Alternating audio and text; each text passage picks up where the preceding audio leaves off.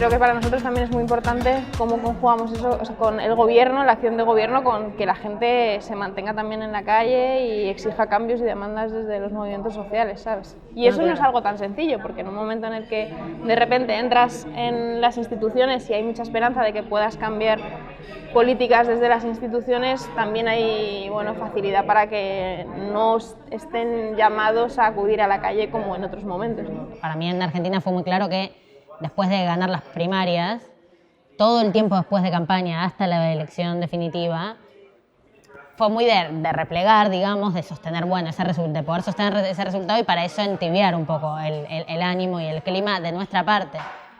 Eso terminó resultando en un Alberto muy moderado, controlando más o menos la situación, y un Macri que te hizo 30 movilizaciones masivas en el país. De repente ellos eran los que movilizaban, los que tenían consignas, los que movían a la gente, y nosotros los que estaban quietitos, especulando, etcétera. Y es muy difícil cuando de repente te das cuenta que y eso terminó, entre otros elementos, pero terminó en una elección de 40 puntos del peor gobierno de la historia democrática, o sea. Sí. Entonces, y de hecho, a los 10 días de la asunción de Alberto ya convocaron hicieron una movilización muy, muy baja en masividad, pero que ya habla de una renovación de ellos, de pensar, bueno, voy a disputar la calle, básicamente. Y hay que encontrar, porque en las lógicas más tradicionales de gobierno, como no es ni mi caso ni el suyo, cuando gobernás hay un vínculo tenso con esa calle, ¿no? Y hay que poder construir cómo hacer que sean nuestros propios espacios de algún modo quienes lo ocupen. Y ahí, bueno, yo generacionalmente lo planteo mucho. O sea, tiene que ser la juventud la que esté corriendo, en tal caso al gobierno, corriéndolo por izquierda, si se quiere, ¿no? Como radicalizando o incorporando agendas nuevas, no reteniendo porque ahora estamos discutiendo la redistribución, básicamente, es el impuesto a los terratenientes, es el impuesto a las cuentas afuera, básicamente medidas de redistribución y de inyección a los sectores populares. Y estos tipos te movilizan por eso. Y si la calle lo que va a estar pidiendo es que le bajen los impuestos al campo, decís, bueno, ¿para qué sirvió nuestra historia? O sea, es una cosa lamentable. Así que ese desafío es como está pasando. Nosotros necesitamos que muchas de las políticas que hemos acordado en ese programa de gobierno nos las exija la calle para poder estar en esas condiciones dentro de un gobierno diciendo, oye, que es que esto lo tenemos que aprobar y que no podemos no hacerlo, ¿no? Entonces, bueno, esa tensión nos va a venir mucho a nosotros y que es bueno que esté ahí. Sí. Es que si no, bueno, ya sabes que... Aparecen otras. Sí, luego que entramos en las instituciones y la tensión es por el otro lado, o sea que las instituciones también tienen una capacidad de absorber y de limitar también por esos límites institucionales que hay a la hora de poder transformar las realidades de las instituciones. Y la extrema derecha tiene muy buena capacidad de distraerte, ¿no? Y de poner en agenda cosas que ya son elementales o que ya tienen un acumulado que parece ridículo, pero vos te encontrás dando esas discusiones de alguna manera u otra y tenés que tener una espalda muy fuerte con tu propia iniciativa y tu propia agenda para que eso no te persuada hacia otro lugar. Porque también, te altera, ¿no? De defender conquistas elementales que... O sea, ¿tú ya tienes un tema en el que vayas a estar más centrada? No, es que ahora en febrero, cuando vuelvo, se distribuyen las comisiones, que eso es como central. Yo estoy pidiendo estar en la Comisión de Educación. Una de las metas mínimas, pero que quiero lograr sí o sí, es que la Comisión de la Mujer es una comisión de la mujer, los niños y la discapacidad. Que sea solamente de mujeres. Es la comisión feminista. ¿Cómo? Es medieval. Mujeres, niños y discapacidad. Sí. Es como... no entiendo cuál es la vinculación. Sí. No somos niñas ni somos discapacitadas. O sea, ¿qué carajo? Eso como ya un primer paso. Pues yo quiero estar en la comisión de mujer, pero no quiero estar en una comisión que o sea, me voy a poner en esa comisión y lo primero que voy a hacer es intentar separarlas, porque es ridículo. O sea, me interesa vivienda, porque en mi organización tiene mucho trabajo en relación a eso y en la ciudad es un gran problema, porque la tierra pública la venden y hacen negocio y hay 7.000 personas en situación de calle. O sea, bueno, trabajar ese tema. Así que eso, tengo que ver. El tema es que las comisiones tenés como 4 personas por bloque, educación la quiere todo el mundo, etcétera. Pero yo estoy peleando como... Yo vengo a ser presidenta de mi centro de estudiantes, conozco a los que se organizan ahí, se organizan en terciarios. Tiene más sentido que yo esté ahí que estén algunos que capaz no tienen para los conflictos ninguna interlocución. Así estoy peleando primero esos espacios, que es difícil cuando sos el nuevo en la Cámara, como gana pelear esos lugares, pero bueno, espero que me vaya bien. Y después, bueno, está la complicación de que ellos tienen mayoría, excepto en temas más de mayoría especial, tienen mayoría automática, entonces es poco la agenda en la que realmente podemos anular una iniciativa de ellos, etcétera. Así que estamos en ese desafío. Mi punto es eso, como poder intentar meter ahí adentro como gente y demás que traiga otras cosas, yo poder poner la banca a disposición de eso. Pero también lo que para mí está bueno en mi perfil es tampoco quedarme encerrada todo el día en el despacho, sino como también usarlo de plataforma para construir como, bueno, para seguir construyendo la referencia y recoger también a nivel nacional como algo que es más, como, bueno, toda la corriente de juventud de manera más sólida y como poder trasladarlo darle visibilidad, etcétera, a eso. Así que todavía es como muy incierto cómo voy a manejar ese lugar. Así que a priori como, bueno, trabajar con el bloque, poder llevar esas agendas ahí adentro, pero también poder seguir haciendo lo que vengo haciendo, que es también viajar por las provincias, como bueno, eso, también como cruzarme con referentes juveniles de las provincias y como ayudarlas a... Y potenciarlas. Claro, etcétera. Así que no es un trabajo en muchos aspectos y también, bueno, también en lo nacional aportar lo que haga falta para que tenga una perspectiva juvenil y feminista todo lo que tenga que ver con esa área. Es muy fuerte lo que pasa conmigo porque es tipo el día que fue la elección, estamos hablando de un presidente que se iba, uno que asumía todo, y primera tendencia nacional en Twitter, Ofelia, o sea, la tercera legisladora porteña. Y porque porque yo entré en esa elección y estaban... Es una polémica concreta. Claro. Entonces, en vez de hablar de Alberto, de Macri, lo que sea, estaban hablando de la tercera legisladora porteña. Vos decís como, una legislatura que a nadie le importó nunca en la historia de la Argentina. O sea.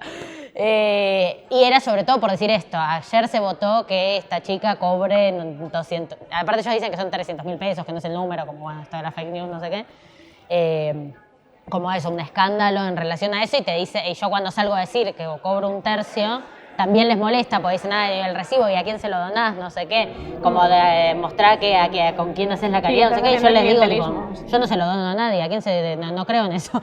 No voy a hacer asistencialismo con un grupo de gente para que vivan de mí hasta que yo pierda mi banca y se funda ese lugar. O sea, que como todo, es difícil porque la derecha también, digo, hay una distancia hoy en casi todas las sociedades entre la clase política y la sociedad o incluso el propio activismo, que tenemos que encontrar una manera de ser nosotros el que acorten esa distancia, no a costa de ponerle más conformismos a esa sociedad, sino de sacarle ciertas lógicas a ese sistema político.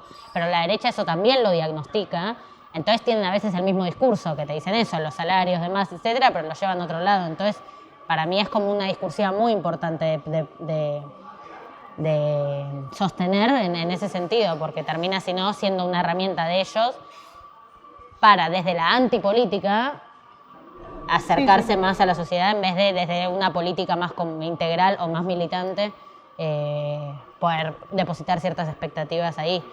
Nosotros aquí cuando Podemos llegó a las instituciones nos limitamos los salarios, porque un eje fundamental del movimiento 15M era la crítica a la profesionalización de la política y a los privilegios de los políticos. ¿No?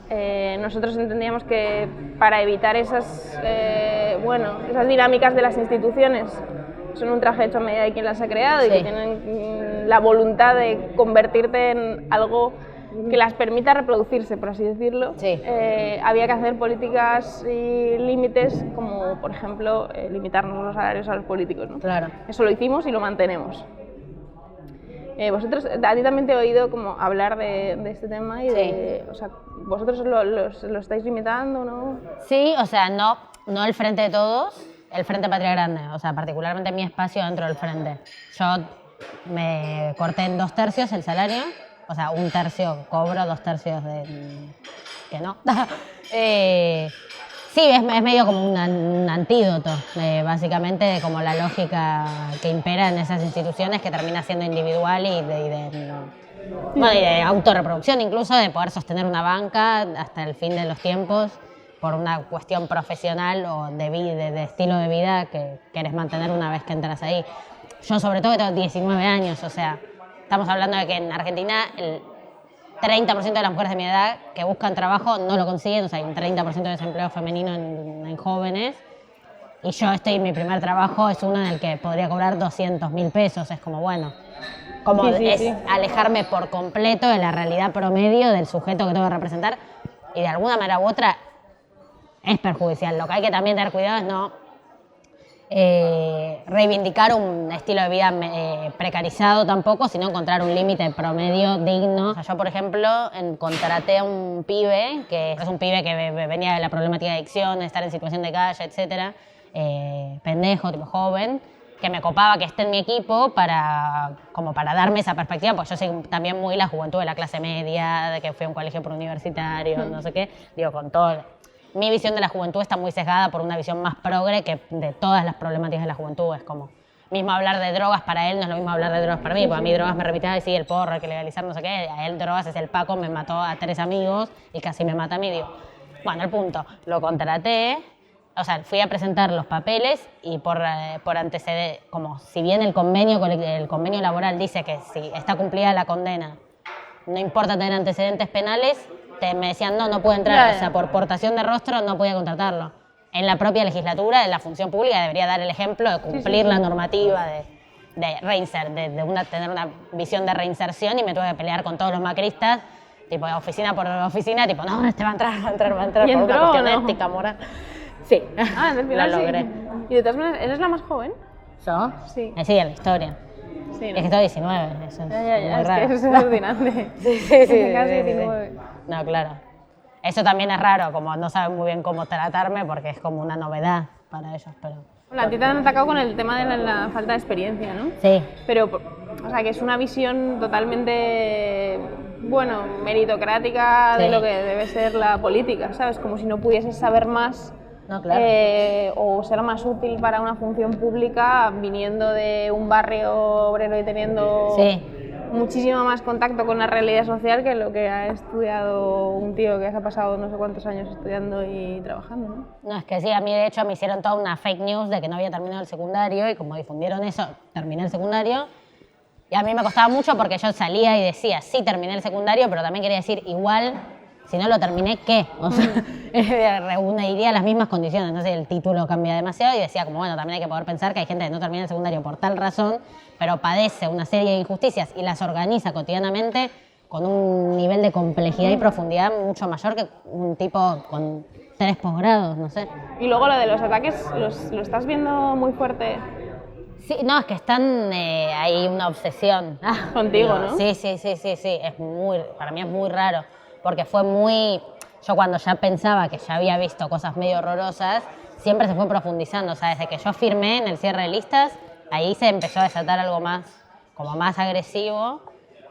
Y el otro día, bueno, una boludez, pero veía mi archivo, estaba con una amiga viendo mi archivo de historias del año, y ya lo que yo subía, como las cosas que me permitía mostrar o hacer, como ya nada similar, como yo también como terminé reprimiéndome un montón de aspectos de la vida por ellos. Es que eso es lo que pretenden, o sea, yo creo que Claro. el objetivo de los ataques de ciertos medios de comunicación y la derecha es que dejes de decir las cosas como las piensas Sí, y que dejes de hacer las cosas como eres también. Sí. O sea, que a mí me pasa muchas veces también de miedo a publicar algo en una red social que puede tener muchísima utilidad porque puede ser muchísimo más cercano Sí. a lo que vive una persona de mi edad en No, esta claro. sociedad que no está metida en política de lo que es pues, ser un político Sí, institucionalizado, etcétera.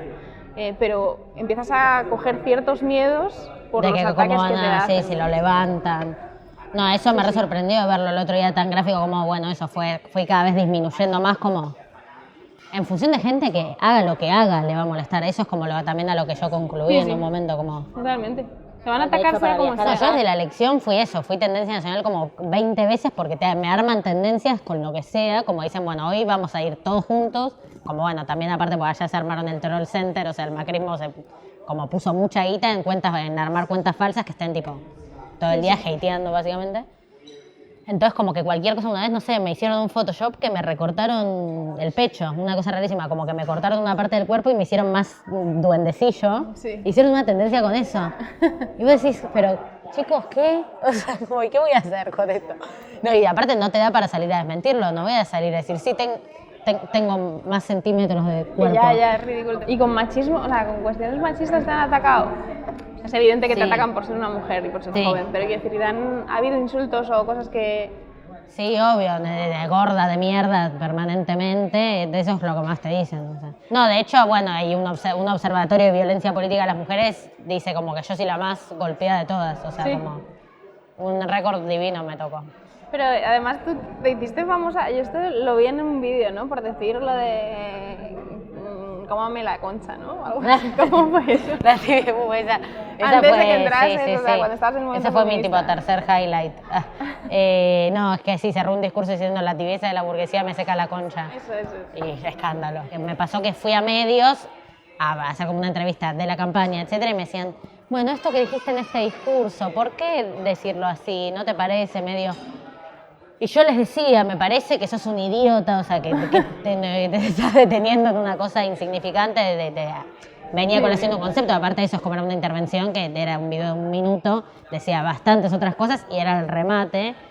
Pero en un momento me encontré a mí misma teniendo que estar 20 minutos hablando de por qué decir la palabra en vez de la idea, y entonces intenté disminuir algunas de esas cosas, que es distinto a como cuando como a otras represiones que tuve, porque tiene que ver con qué me anula decir la idea, no con anular la idea, No, sino ¿cómo como explicarlo para que se entienda? ningún partido, la gente fue corriendo, o sea, fue una campaña muy participativa, pero nadie fue corriendo a afiliarse a un partido, a militar en un partido, a ponerse la remera de la orga, o sea, y ahí se armaron, o sea, yo viendo esa crisis con un amigo que se llama Pedro Rosenblatt, dijimos, tenemos que armar un dispositivo que permita que toda esta gente que militaría una campaña, pero no va a pararse a repartir volantes en una sombrilla, no va a, no sé, juntar una planilla de no sé qué, no va a asumirse en los términos tradicionales de la orgánica, de llenar la grilla militante, ¿eh? Encontrar un dispositivo que los haga militar la campaña de todas formas y acercarlos a lo que es desarrollar una campaña y militarla como en vínculo con los partidos, pero en otra lógica, menos disciplinada y como distinta. Armamos una cosa que se llamaba Este año les ganamos, que era como una consigna básicamente, que reunía como a distintas orientaciones dentro de una cosa común, que es hay que ganarles a estos tipos con esta fuerza política, y fue masivísimo, o sea, venían, tipo, cada reunión eran más pibes, más pibes, más pibes. Después otra cosa que se armó que se llamó Les Jóvenes, que armaba festivales en los que llamaban a distintos referentes medio más cools, tipo una de feminismo, una, no sé, del VIH, ¿verdad? Y eran festivales de bandas, que en el medio había intervenciones, todo como una nueva dinámica de activismo, que funcionó mucho mejor. Y a mí pasaba mucho tiempo con esos dispositivos y en la organización un poco me reprochaban, como, bueno, mira, no estamos sumando militantes. Y yo les digo, es que no sé si vamos a sumar militantes. Yeah. Tenemos que saber cómo intervenir en dispositivos como estos para ser parte de la definición de esa orientación sin quedarnos atados a esos regímenes. En la medida que yo no logre o me termine, adaptando a las lógicas de ese espacio en vez de seguir respondiendo a ese sector, ya no va a tener mucho sentido, ya no voy a tener la misma espalda. Entonces está ese desafío el feminismo genera una sensación de búsqueda de ocupar espacios tan fuerte que no va a ser mirar al poder desde afuera, va a ser disputar o al poder que existe o generar una nueva forma de poder, porque a la vez esta generación va creciendo y ya hay pibas que están militando desde los 10 años, es una cosa medio delirante en ese sentido, así que bueno, está medio abierto.